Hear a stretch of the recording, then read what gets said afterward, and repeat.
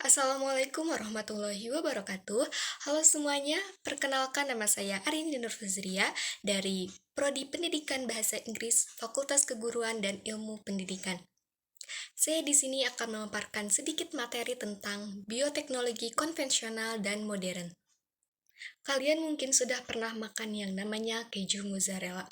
Ngomong-ngomong soal keju mozzarella, kalian tahu gak sih, makanan tersebut dibuat melalui proses yang bernama bioteknologi?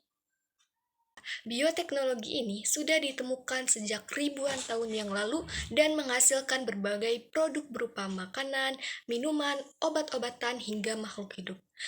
Jadi penasaran bagaimana sih kerja bioteknologi? Oke, kita bahas dulu sejarah perkembangan bioteknologi. Bioteknologi ini berasal dari tiga kata, yaitu bios yang berarti hidup, lalu teknos artinya penerapan, dan logos yang berarti ilmu. Dengan kata lain, bioteknologi ini merupakan cabang ilmu biologi yang mempelajari tentang pemanfaatan bagian makhluk hidup untuk menghasilkan barang atau jasa yang bermanfaat bagi manusia. Penerapan bioteknologi ini sudah dilakukan oleh nenek moyang kita sejak ribuan tahun yang lalu. Oke, kita lihat perkembangannya. Nah, perkembangan dari bioteknologi ini dapat digolongkan menjadi tiga periode. Oke, yang pertama yaitu periode bioteknologi tradisional 6000 sebelum Masehi. Sejak 6000 sebelum Masehi, ini ditandai dengan penggunaan mikroba, yaitu dengan melakukan fermentasi untuk pengolahan atau pengawetan makanan dan minuman. Nah, periode ini berlangsung sebelum tahun 1800 Masehi, diawali dengan pembuatan bir, itu berbahan dasar ragi yang dilakukan oleh masyarakat Babilonia. Nah, selain bir, terdapat makanan dan minuman yang diolah melalui proses fermentasi. Contohnya seperti roti, tempe, tape, oncom, dan kecap. Namun zaman itu dulu belum mengenal istilah bioteknologi karena zaman dulu itu tidak ada ilmu yang menjelaskan hal tersebut. Kemudian masuk ke periode kedua. Periode bioteknologi ilmiah itu 1800 sebelum Masehi sampai pertengahan abad ke-19.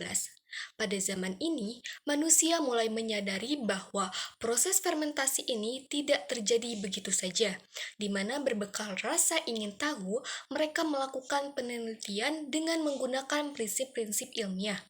Hasilnya berupa penemuan enzim dari ekstrak ragi yang dapat mengubah gula menjadi alkohol. Dilanjutkan dengan penggunaan istilah bioteknologi ini di tahun 1919 oleh Carl Ehrlich. Pada periode ini hasil bioteknologi tidak hanya makanan melainkan juga obat-obatan seperti antibiotik dan penisilin.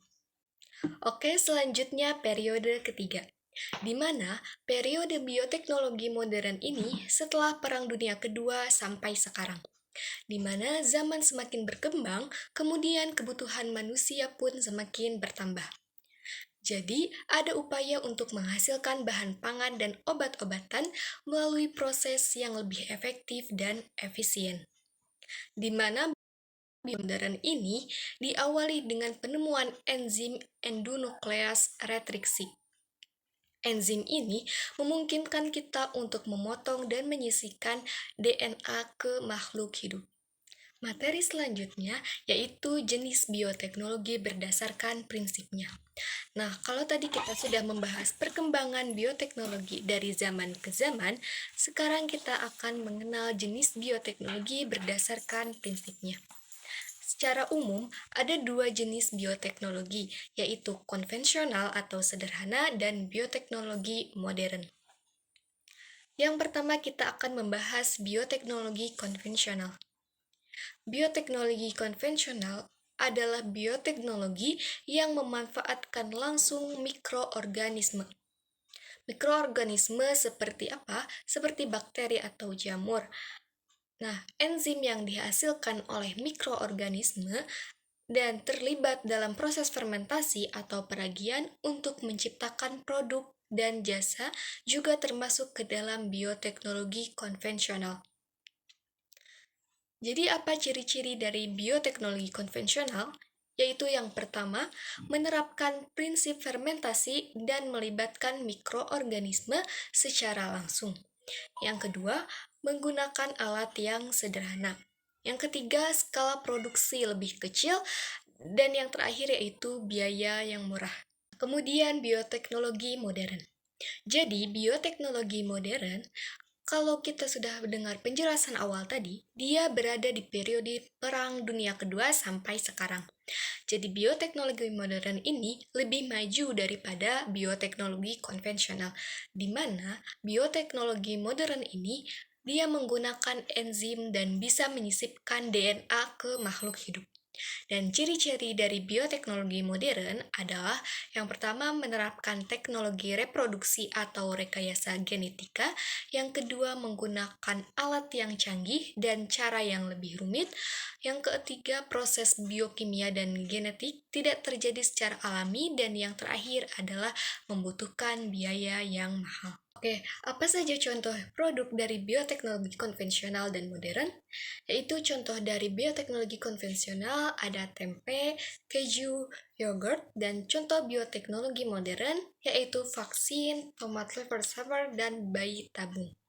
Selanjutnya, apa sih manfaat dari bioteknologi? Yang pertama yaitu tanaman yang dimodifikasi secara genetik meningkatkan produksi yang berkelanjutan. Yang kedua, pengembangan dan pembuatan obat dan vaksin yang cepat dan tepat. Yang ketiga, karbon dioksida menjadi bahan baku. Dan yang terakhir, penanganan polusi mengolah limbah.